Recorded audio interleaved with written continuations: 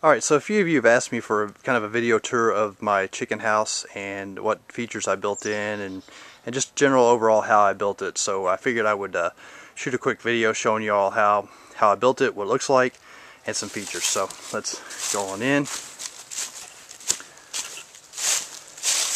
I mean, pretty basic stuff. I built a sawmill lumber. It's a sawmill pine. My dad actually cut it off of his land, and pretty good stuff to build with, pretty durable stuff. We did spray it with Thompson's water seal. I know people are freaking out right now that they don't want chickens around Thompson's water seal. Well, it's been setting for essentially probably 6 months, and it'll probably set for another few more months before I get chickens in it. But good wood. It's stained up, so it's going to be more resistant to the weather. Let's take a look inside. So ignore the PVC. That is actually for a water catchment system. I'm actually going to have water running through that, and I'll have another little PVC jutting out from that 45 there that's going to, actually that's a 90, jutting out from that 90 there that's going to take water to the chickens through those little nipple waters.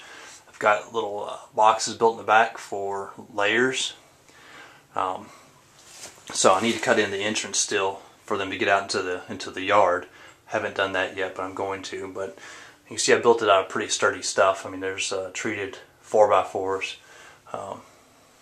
2x4s on the roof to withstand loads. Overall, pretty weather tight. You see there's a little bit of a gap there. I'll have to fill in, kind of look like battens on the outside. But I want a little bit of ventilation in here. I mean, it's warm, it's out of the elements. Chickens will do well in here, but there's some probably cracks I'll fill up as winter comes, and I just kind of try to judge the ventilation versus the heat retention of in here. So that's the inside.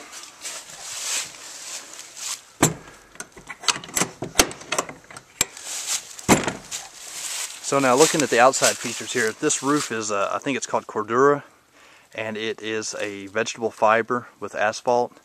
I've kind of layered it, and you can see in some places too thick right here. It's kind of just floppy. I don't really have it nailed down perfectly. I've got it nailed down pretty good, but I need to clean my gutter out. I actually put this gutter on. That gutter's going to run down, and I'm going to collect the rainwater right there, and it's going to run into a storage kind of bin inside the chicken coop, so the chickens can take access to it. So, a few other features. Let me get out of the sun here so you can see that. I've nailed on the chicken wire fencing very well onto the side, so they can't, nothing can get squeezed through there and try to get in. Also, look down here, I have buried the wire. Anywhere from 6 inches to a foot deep, it's buried, and that means nothing can dig underneath there and get in. So, pretty secure, solid little run out here I've got. Again, it's not really huge, so I'm probably not going to have a whole bunch of layers. I'd like to be able to move it, but I can't. So, I mean, that's just one of the features you have to kind of look around when you're trying to deal with predators. You see the area underneath here. It's got, it's up off the ground, but I've also got wire buried inside in there, so there's no predators going to be able to, get underneath the thing and dig in. So it's good and buried.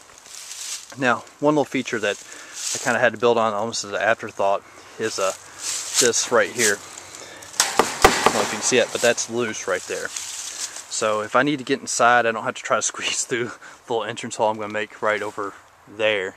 I can actually just, 2 people can lift off this fence panel up here and kind of climb over and get inside, so we can, get out a dead chicken, or, clean up something, or, whatever we need to do. We can actually get inside there if we have to as a last resort. So I mentioned the gutter right there. It's the end of the gutter. I'll have a pipe coming up right there, and it'll collect the rainwater, and rainwater will run in down through here somewhere, so where I can get inside the chickens and kind of store it, and probably something I'll have to turn off during the winter, but during the summer and spring, that's going to be a neat little feature. 2 things I should also show you. Right there, I don't know, it's kind of hard to see. That's a pawpaw tree I transplanted from a wild grove back in the woods. And just a little bit further out, I'm looking for it now, I probably stepped on it. I've got a hazelnut tree planted. Now I've got to find it. Oh, it's actually right behind me. So that's a hazelnut. So the reason why being is hazelnuts will do okay in shade, I've found. Pawpaws will do especially well in shade, and it's a little bit sunny back here, but in the summertime when growth's being put on, they're going to be kind of shaded out. But all the manure running down is going to be collected by that hazelnut and by that pawpaw tree, and it's going to cause them to basically explode in growth, and it's going to be a good thing. So, well, that's a quick tour of the chicken house and the chicken run. I hope you enjoyed it, and I look forward to feedback. If you see something I can add or try out for you guys, I'll definitely try it. Thanks.